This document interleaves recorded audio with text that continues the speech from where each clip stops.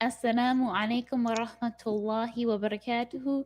Thank you so much for joining our second part of the Next Gen Leadership panel.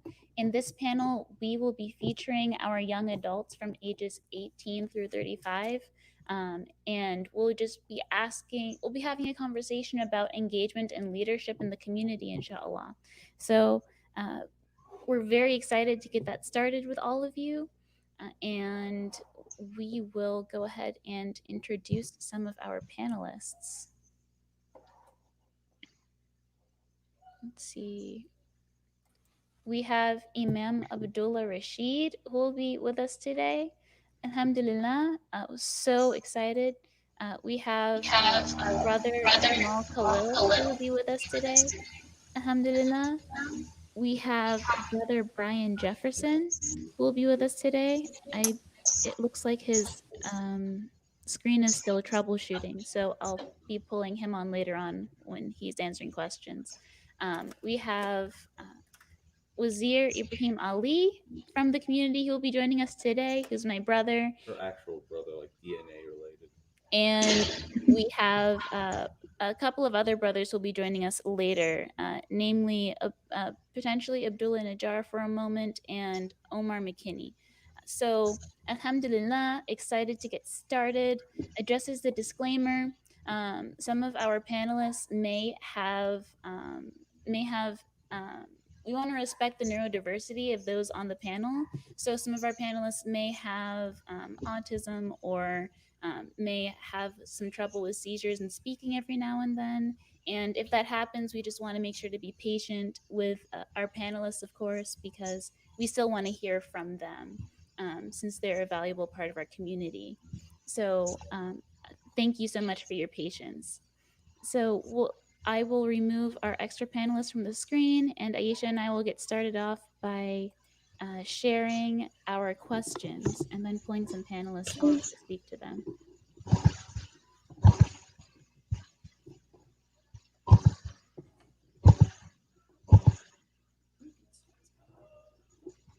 Okay.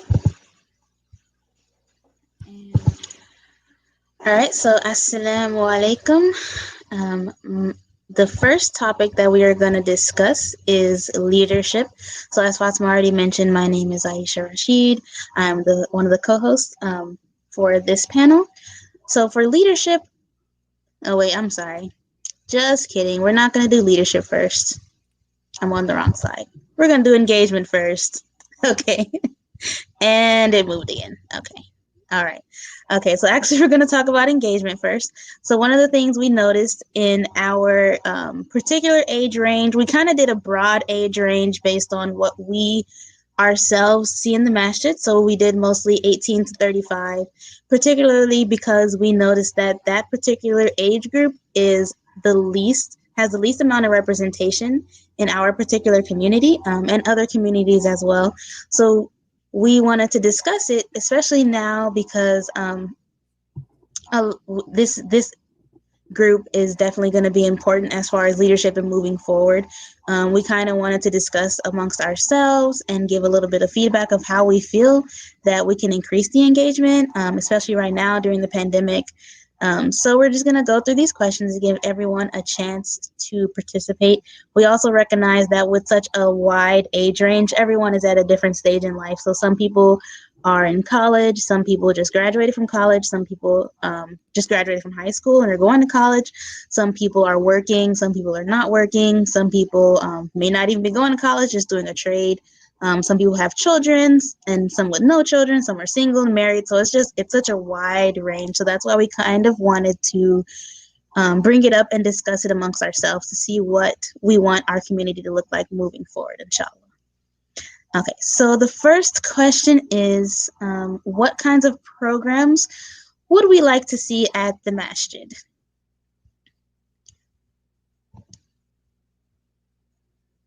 yes, We're going to see if anyone wants to spearhead that one. sure. What Uzir's got an answer. I will add Abdullah and uh, Kamal to the stream so that they can share their answers as well.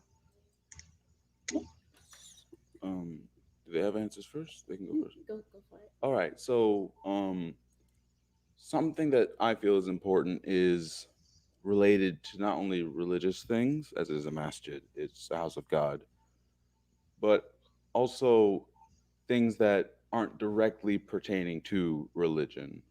For instance, things related to interests that people want to pursue career wise, right? Because if we cultivate that at the masjid and help people out in those ways, they have they have a resource with that they may not have at home or at their school or such. That's that, that's one thing that Hmm. might be I good. agree with that. Definitely. Definitely, absolutely. What about you, Abdullah or Kamal? Do you guys have any thoughts on what programs might be good for us to have at the masjid for our age range? Yes, I think that maybe we should hear from the younger brother, like Kamal. Let's hear from Kamal first. Since I'm the older one in the bunch, 30 years old, like you said, we're in different stages of life. So I think we may want to hear from Kamal first, before me. Sounds good. Oh, wait, can everyone hear me? Yes. Oh, okay. Well, I agree with what Wazir said about like not just things that have to do with religion, but also things that have to do with interests that we all have. So like, I don't know, I'm into like things that are creative, like graphic design and maybe computer editing. So if we had like other like the not exactly the pioneers, but the people older than this age range could like kind of cultivate activities that have to do with that, then I feel like we'll be more successful and be able to better represent the community. Could I build up something Kamal said real quick? Hmm. Hmm. Also, I think the arts are really important, like literature and um, visual art, graphic art, visual art, right? Because understanding our cultural perspective, art is one of the main ways culture is perceived, right? So if Hmm. we get our cultural perspective as American Muslims, Black American Muslims, especially in this community, out like circulating through the community and onward, that will help not only the younger generation understand what we've been through and what maybe we could get older generations in on that as well to influence or work with somebody who's making art related to this, but also help other um, members of the ummah understand our perspective. That's something that could work. Great. Yep. So I agree with both Kamal and Wazir.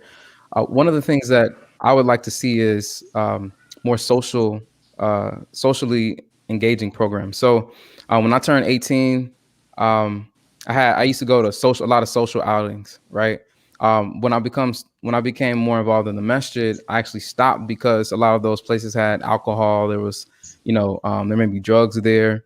But I would like to go and listen to music and just sort of be in an environment where I could be around my peers, right? So what I noticed is that when I became more involved in the masjid, I really just totally stopped like doing social related things because I didn't have like a halal alternative, right? So like from the age of 18 all the way to 30 now, I've actually limited the amount of social outings I've been to, right? Just because of that reason. So I think I'd like to see a lot more social outings, and then also maybe more physical activities, right? So for brothers and sisters that like to play sports, for us to get together and play, to do sports when it comes to engagement, right? To do sports together, maybe we play basketball or meet at the park. And then one other thing that I particularly like to see is, and what's helped me is like things related to marriage or getting married,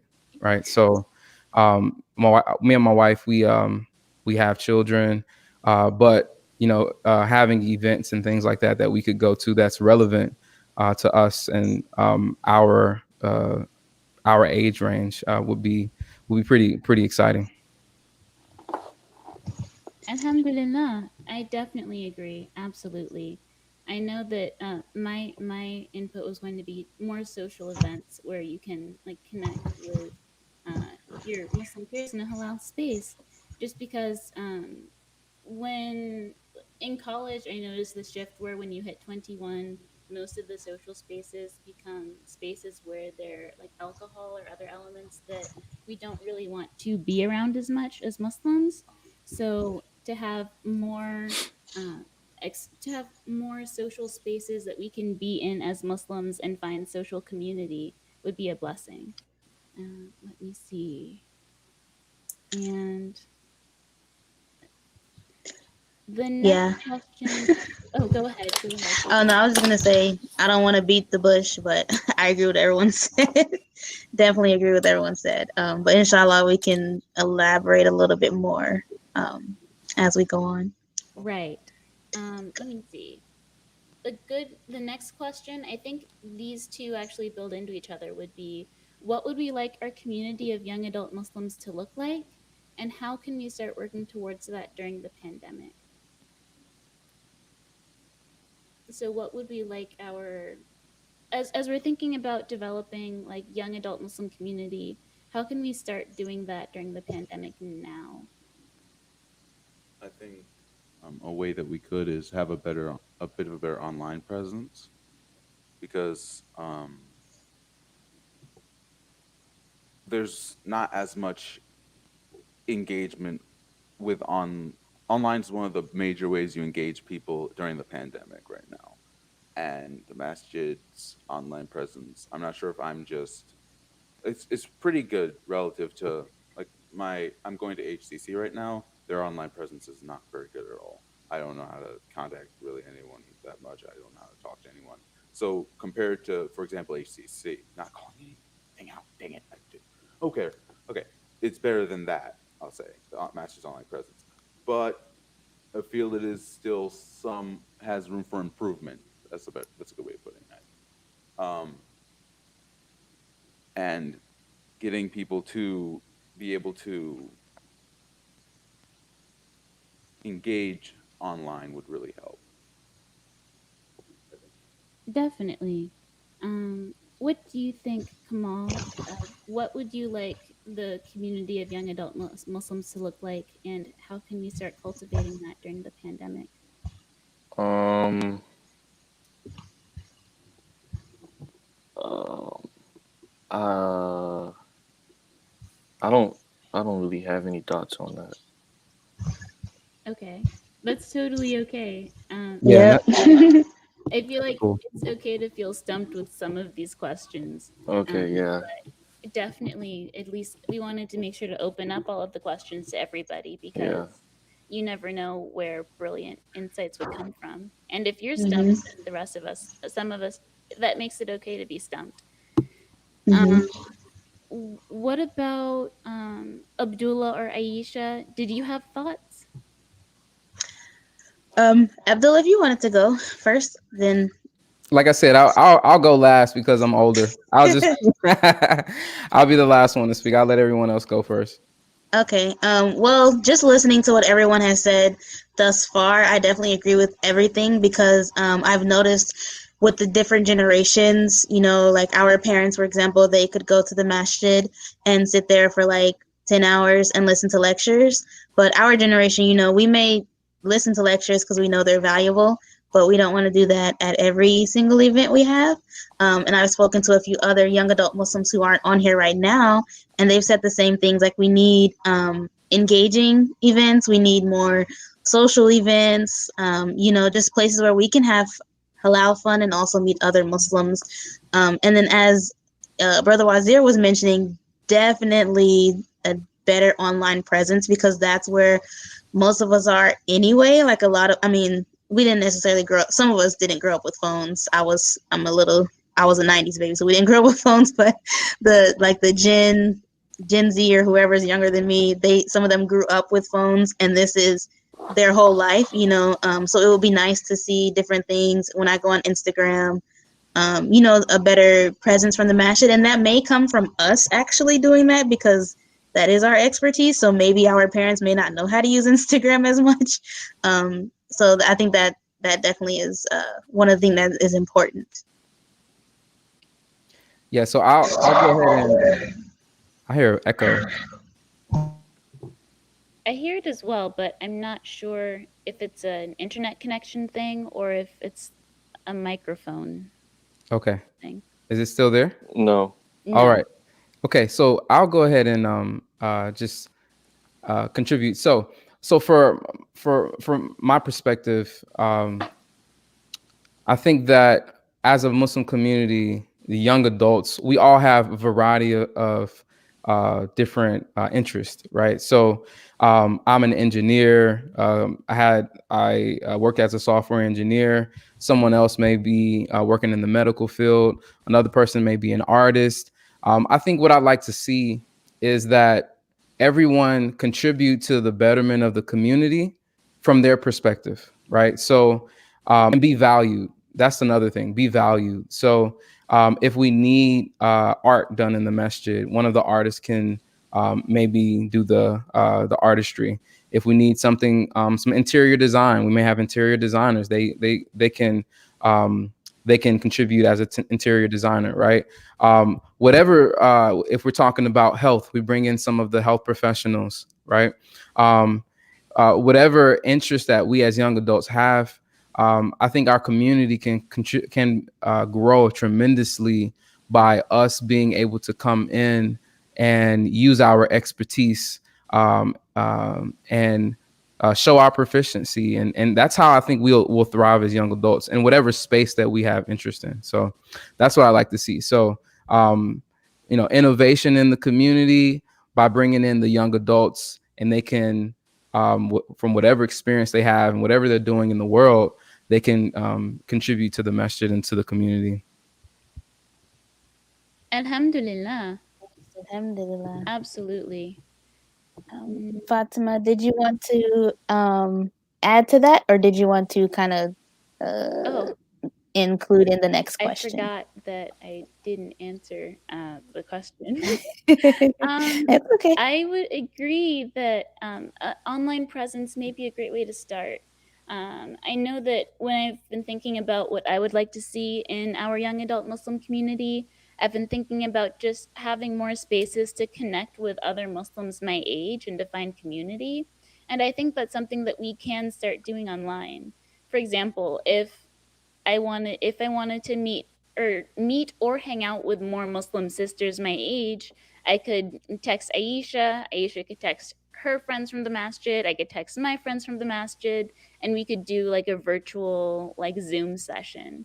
And in that way, we can start building community with each other now, so that post pandemic, we can maybe turn that into a weekly meeting of sisters. So, inshallah, I think finding ways to build online community may be a solid way to start cultivating that young adult Muslim community during this COVID period.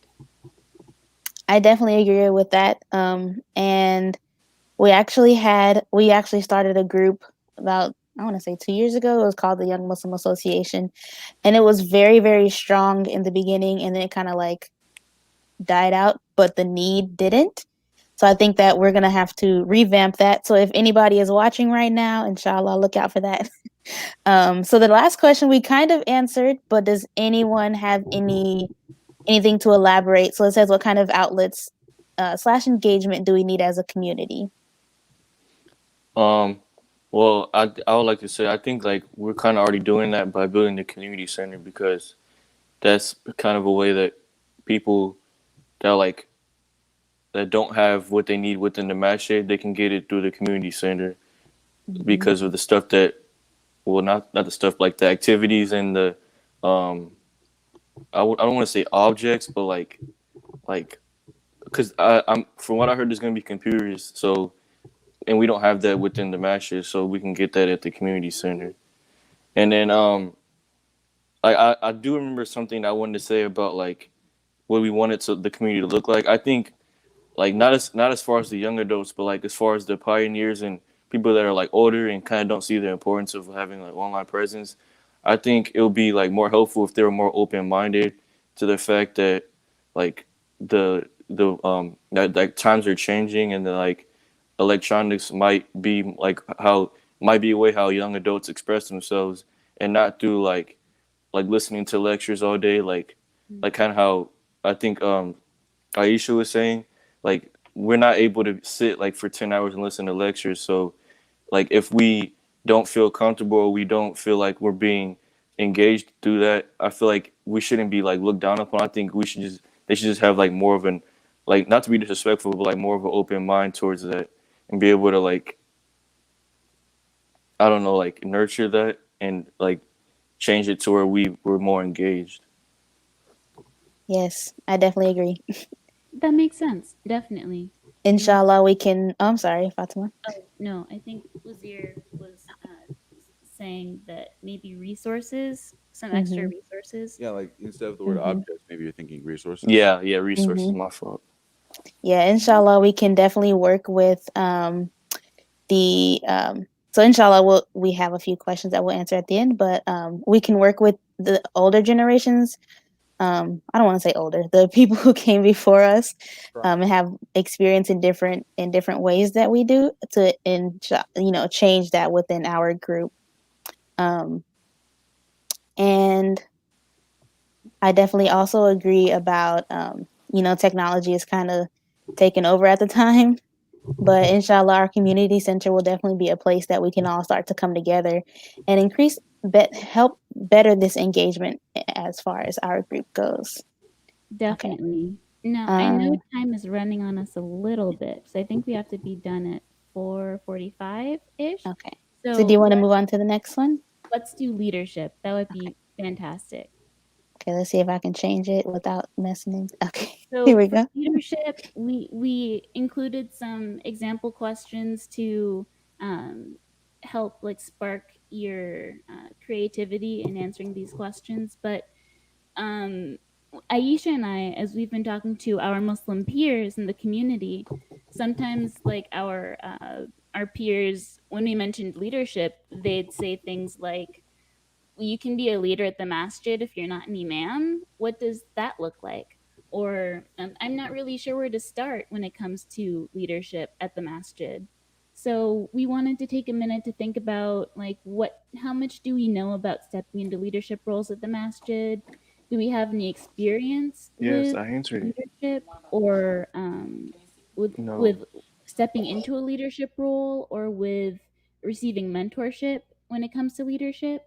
And what kind of mentorship could we benefit from those who are already in leadership roles in the community? So if you all could speak to your experience just either in leadership or learning about leadership or mentorship, that would be perfect for this section.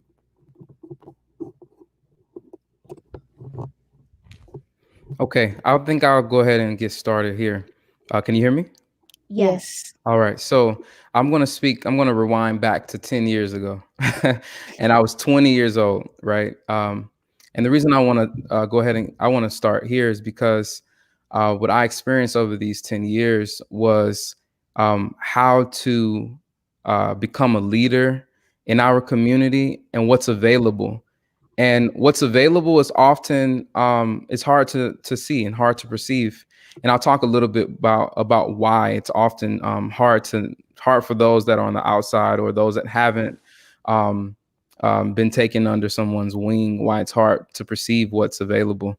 So when I was maybe about 19 or 20, Imam Wazir, he came to my house and then he invited me to an imam's training class. Because of time, I won't go into a lot of the details. But at that time, it changed my life. Having someone come to me and invite me to a program and teach me how to be a leader and how to grow. And he invited me into a space where there were other men. Some of them, I think me and Dr. Akib Sabri now, who has a PhD in mathematics. We were the youngest in the group. Everyone else, I believe, were maybe in their 30s, and we were in our early 20s. But that experience led to a pattern that I noticed, and the pattern was that every single aspect of my life that has grown to a successful um, to a certain level of success, it's come because I've had mentors, right? So Imam Wazir, he mentored me on how to be an imam. Farouk Hunter, he was my tech mentor, um, and global expansionist, right? So he has homes in different places. So that gave me he mentored me on how to become a tech leader and how to think globally, right? Herrick Murray helped me when it comes to marriage. He helped groom me as a husband, and he taught me a whole lot of things when it comes to being a husband, right? And there are many others who had a hand in grooming me and growing me.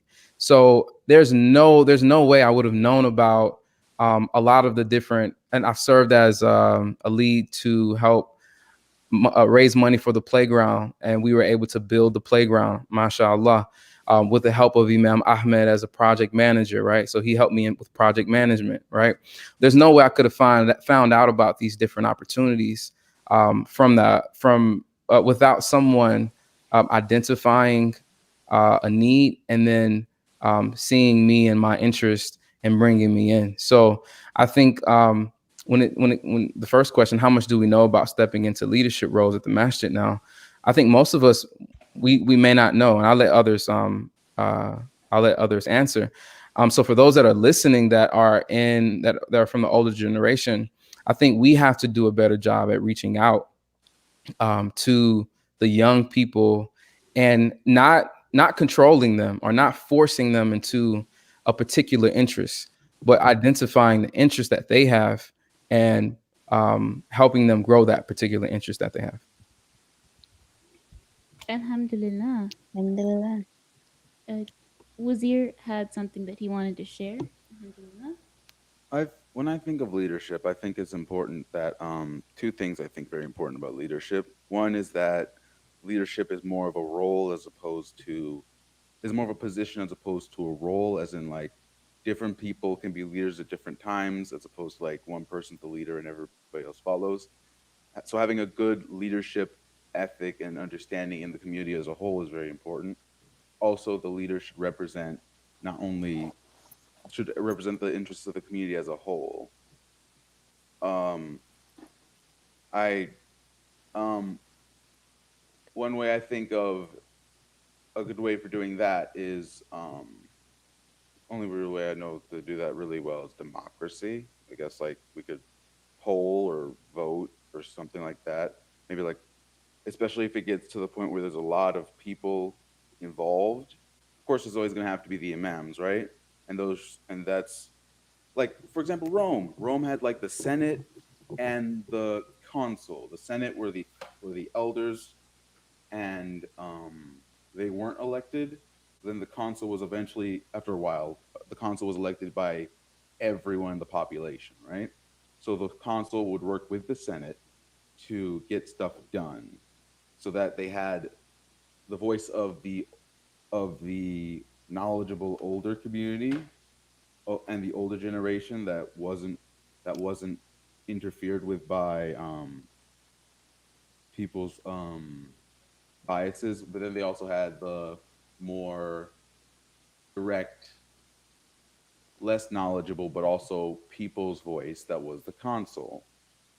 So that might be a way, especially if it gets like to where we have a lot of things that need to be managed, and a lot of people that need to have their voices heard. We have to be careful how we handle that, but that's something I can think of. Alhamdulillah. Alhamdulillah. Kamal, did you have anything before I give my opinion? No, not for the first question. Do you have any just thoughts or experiences to share on leadership and mentorship in the community? Yes, I do. I think for like a month and a half now, me and Khalil Ahmed, we go to Masjid Al Quran with my dad and brother Abdullah, and we just sit for like an hour and we talk about certain problems that we've been having like in our everyday life. And then they also give us like certain tasks to fulfill to like to help us better become to help us become better men and leaders within the community. And a couple of the benefits that I got since then, I've learned 5 surahs that I didn't know before. I've learned to use my time more wisely and like be more productive within my day.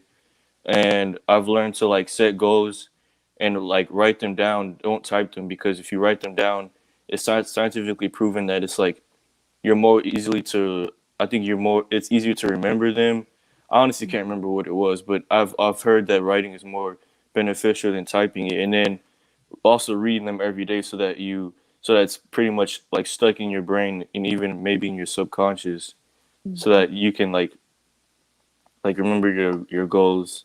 Kind of talking in circles, but yeah, that's like what my experience with like leadership, mentorship within the masjid recently. Alhamdulillah. Alhamdulillah. Aisha, would you like to go? Um, if you want to go first, I can go after you're done. So recently, this past year, I have been. Oh, Assalamu alaikum, Abdullah. Wa alaikum salam wa rahmatullahi wa barakatuh. It's an honor to be here. Thank you so much. So happy to have you. Perfect timing, actually, because you were involved. You're involved in this program as well, and you can speak to it.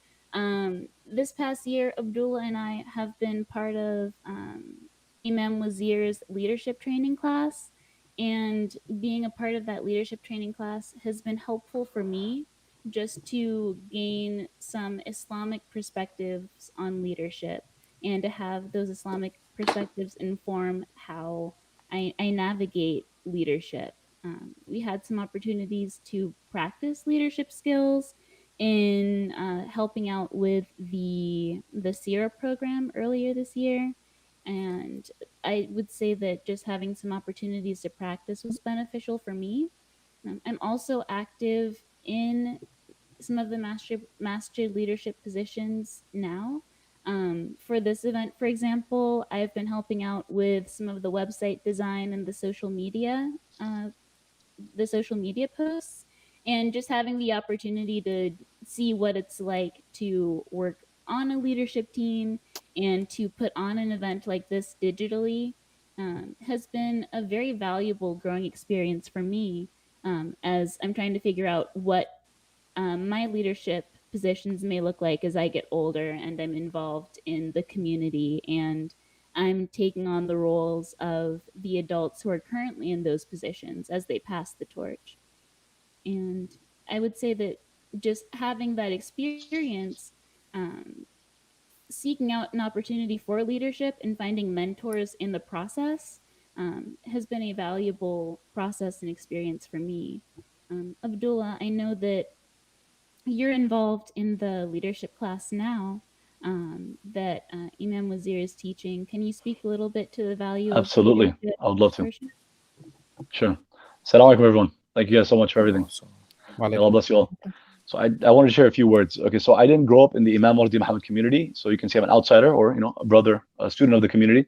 And alhamdulillah, my experiences have only been positive so far in the last 2 years, including attending the leadership workshop with Imam Wazir, Imam Hanif, Imam Abdul Rashid, and others. And there's one thing that stuck out, and I learned a lot, alhamdulillah, but there's one thing that did stick out, because I've been in the Muslim community in the US, I've been volunteering since I was a kid, right? So I'm no stranger to being involved in the community. But there was an issue that had been bothering me for the last few years. And it was that I didn't always find that there was like room for growth, that there was always opportunities or positions available in the community. People weren't always looking out for you and always like finding you ways in which you can, do more, or you can, grow as I wanted, So you're there for the community, but you're also thinking about yourself, and you're like, okay, I'm getting older. Volunteering is great, but like, what more can I do? How can I continue to learn? And something that Imam Abdul Rashid, actually, who's with us today, said in the class, which I, never forget. He said there are 5 levels of leadership. And I know he was coding, a leadership expert, but he said level 1, the lowest level, was position. For me, that was a game changer. I realized that I was obsessing over like titles and positions, which maybe is natural, right? And in corporate America, it's all about your title and your position. Not recognizing that there was nothing wrong with taking initiative, and it's okay to think outside the box. It's okay to not have a title. It's okay to find areas in the community where there could be things that are lacking. There could be holes. There could be vacuums. Filling them up creating your own thing. And that takes me to the second point that I wanted to mention, which is related. And I got this more from Imam Hanif as well as Imam Abdul Rashid, the idea of branding and entrepreneurship, right? Which I didn't grow up necessarily knowing much about, recognizing how important it was and how it's an extension of your work in the community. Recognizing that you can take an initiative, you can start something new, you can start your own company, and that you can start your own brand, and that is one of the types of ways of leading in the community, right? Through business. So you don't have to have a position. No one has to tell you necessarily what to do. You don't have to always look for permission and for position, and that you can start your own brand and your own. You could be an entrepreneur and find creative ways to serve the ummah and serve the community. Some of the many things, alhamdulillah, I learned from the course and from the community. May Allah bless you all. Alhamdulillah. Thank you. Okay, so I'll just go ahead and put in my my opinion, and I'll also kind of answer the question that's down there since we are nearing the end. So as far as I definitely agree with a few things that were said basically by everyone. When I was younger and looking to be a leader, I really didn't think that I could be. I thought that someone had to come and tell me, oh, you can do this. I don't know why, but it seemed like there had to be a hierarchy. And it wasn't until someone mentioned, I know Imam Wazir, he was doing the leadership classes, I believe, before they were called like the Imam class.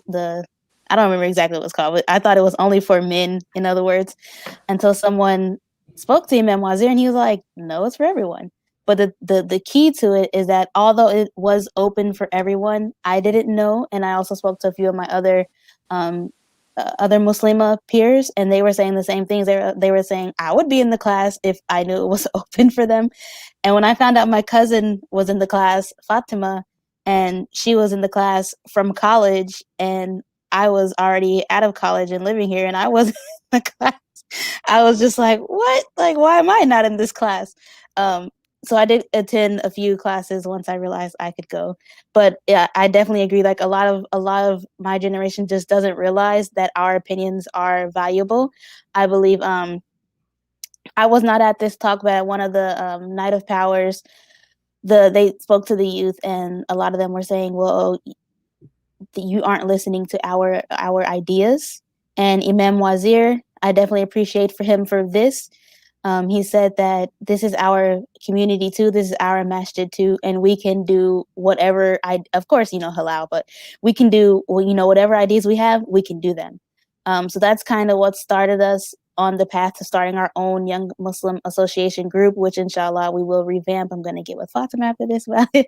But I definitely feel like it was, we're not even aware that we are leaders. And then what Abdullah Najjar was mentioning, that there's different positions. So you don't necessarily have to be an imam. You don't have to be a sheikh or a sheikha. You don't have to have, a degree. You don't have to have a title. You can start wherever you are and just be consistent. One of the sisters that leads the Sisters Halakha, she was saying how even if there's only one other sister there, she'll continue doing it. And I think that was very powerful for me when we were doing our group, because I was thinking, I may be the only one here. I may be the only one or have, just my friend and I there. But it's about being consistent with whatever you start. And then, so to answer the question, I'm only going to give like a base level answer, but this one sister asked, why do we think that the participation in our group has died down? It seems to be a reoccurring thing amongst millennials and through Gen Z. So I'm a millennial. I believe it goes from up to like 95, and I was born before that. So I think there's so many different factors as to what it is. So we won't go into that right now, because I think that's a whole different talim. But on the base level, I think there's a disconnect between the generations. As we mentioned, like our parents, a lot of them were go-getters. A lot of them were out there, the men were out there selling Muhammad Speaks. The sisters was out there on the MGT, like, they were go-getters. And as we were raised up, I won't say we weren't go-getters, but we were taught to go to school, get your education, because that's something a lot of our parents missed out on, and then get a job. So that's what a lot of us ended up pursuing. And that didn't really leave a lot of space for, okay, well, what are you going to do in the masjid? It's kind of like, oh, well, I'm not really focused on going to the masjid right now. I'm focused on the career. I'm focused on getting this money. Like, so I think that's one of the things that there's just a disconnect in, I don't know what word to use, but there's a disconnect between the generations, and how do we now bring this knowledge back to our community and grow our community? But I don't want to go too far into that because that can lead to like a really long conversation. But that's my opinion that I just wanted to share. And inshallah, anybody that's watching that may be a part of these generations, you are definitely a leader, and you can do any ideas that you have, you can bring them into the community. Alhamdulillah, they're very open to it. Absolutely. Absolutely. I feel like that's so important to definitely just make sure that we put out there both that there are opportunities for leadership, and that even if you see yourself in a non-traditional position for leadership, that want to be involved and that want to be a part of the community is still valid and precious, and you should uh, make make a move to do that. Absolutely. And I'm You're, sorry. Oh, go ahead. oh no, just everyone's thoughts and opinions and wants to show up. It's very valid. One thing I did, this is really quick, I wanted to add from our youth panel, one of the youth said that we need a buddy system where there's a mentor that's older than them and they help the younger one. And I was thinking we need to write that down and implement it like tomorrow. Absolutely. I agree. I agree 100%. Can I Absolutely. comment? Can I add a comment? So two things real quick on the mentorship. So I think that right there, okay. So I'll start off with the first point. First point is this. I think in addition to what Aisha said, part of the reason why some of the participation died is because you always have to have a recruiter. You always have to have recruitment, right? So if I'm going to start a podcast about something related to manhood for Muslim men between the ages of 20 or 18 and 35, right? So one, we need a leader, right? We need someone that's going to lead the effort.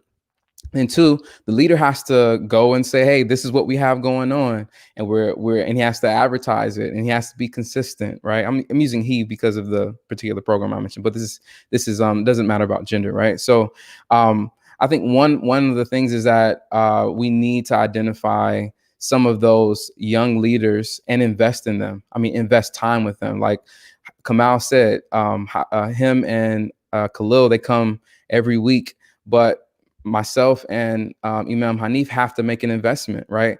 And we have to be consistent. We have to be dedicated with them. Sometimes I have like 7 or 8 meetings that day, and they're like meeting number 9, right? And I'm exhausted, but I know the importance of community, right? So I'm going to go and invest that time into the leader, that young leader, because that young leader then will have to go out and recruit other young people, right? We have to go out and get people. We have to go and advertise, right? Because we live in a marketing world. So they're being marketed to every single day, Instagram, TikTok, right? So we have to become more effective, like when it comes to investing in the leaders that we have, valuing them, and then teaching them how to go out and find and recruit people for whatever it is that they're doing. And then second point is the mentorship aspect of it. So like I mentioned, every single aspect of my life, I've had a mentor, right? So my next goal is to become a multimillionaire, right? So I'm going out to find multimillionaires that can mentor me, right? And that's how I'll go. That's how I'll get there faster, right? We have many people in our community that are successful in many areas. For example, you mentioned the Sisters Halakha. Sister Salima has been very dedicated and very consistent. So maybe she mentors one of the younger sisters who's interested in scholarship, right? And shows her how she's developed the Sisters Halakha and how she's been so consistent, right? And she passes that knowledge on. Then that knowledge lives on beyond Salima, right? Sister Salima, who's done a great job. And that knowledge is deposited into the next young person, right? I think at one point we value the imam position so much that we negated the importance of other types of leadership areas, right? So I think we should start a mantra like, we want to some sort of leadership mantra where we want to raise up leaders in many different areas in our community, and we value those people. Like, for example, Sister Fatima, for example, she has been doing the website and social media, right? So she can be the social media tech lead, right? And she can galvanize a team of tech people like Muhammad Rashid, who has computer science degree, Ali Rashid, right? And we deposit in Fatima, and then she raises up those others, and then they contribute to the community in that way, right? So I'm just saying, what I'm saying is this: we sometimes say, why has the participation died? It may be because we have not made enough investment, and we have not went out to them. We've criticized them. For example, we had a barbecue, right? Okay, so we bring young people that haven't been into the masjid in a while, right? And all of a sudden, we think that they're going to be perfect when it comes to what we've subjugated perfection to be, right? So we started criticizing them automatically, right? So why would they want to be here at the masjid if we automatically start criticizing them, right? So it's like we want people to come to the masjid because masjid has the medicine. The masjid is where development happens, right? So when people come undeveloped, do we criticize them? No, we have to be very patient. We have to be very kind. So to all of the people that are listening, if you have young people around you, when they first come, do not criticize them. Do not criticize them. Be very patient and be very gentle with them. Find the good things that they have, the good attributes in them, and compliment them on the good attributes, right? So if the sister comes into the masjid and her scarf is a little bit slanted, say, mashallah, it's a beautiful scarf, sister. Don't say, oh, sister, you showed a little hair. No, let us compliment the good. Let us compliment the good. And the good that we compliment will encourage them to continue developing. And that they will grow on their own way, inshallah. Alhamdulillah. Alhamdulillah. That reminded me, I wanted to emphasize what Kamal said earlier, that the older generation taking the younger generation seriously, and like you said, not criticizing. Alhamdulillah. Alhamdulillah. Thank you all so much for coming onto the panel today. Thanks to all of our panelists and all Fatima, of our listeners. I'm sorry. While we have, I'm sorry. 30 seconds. 30 seconds. Yes. Okay. So on the comment that was made about taking the the younger generation's ideas seriously. So I've led $1 million projects in the corporate space, right? And there have been others that have done big things. I mean, they lead big companies, or they are very important in their position in their companies. Then they come to the masjid and they throw out an idea, and then the idea is put down, right? So that's a real. So I mean, it may not happen in our particular masjid, but there are more people that are listening, right? So we have to understand that people are thriving on the outside. So when they come in, we should take a step back and listen to them, especially if they have expertise. Inshallah. Alhamdulillah. Alhamdulillah, yes. Thank you so much to all of you for your insights and inspirational thoughts. Inshallah, I hope this helps our community to grow and prosper. Thank you so much to all of the listeners. I know we have to log out, so there's enough time for people to pray. But thank you so much, and so thankful to have all of you here today. We'll see you later this weekend, inshallah. Assalamu alaikum wa rahmatullahi wa barakatuhu. Wa alaikum Alaikum salam. salam wa rahmatullah.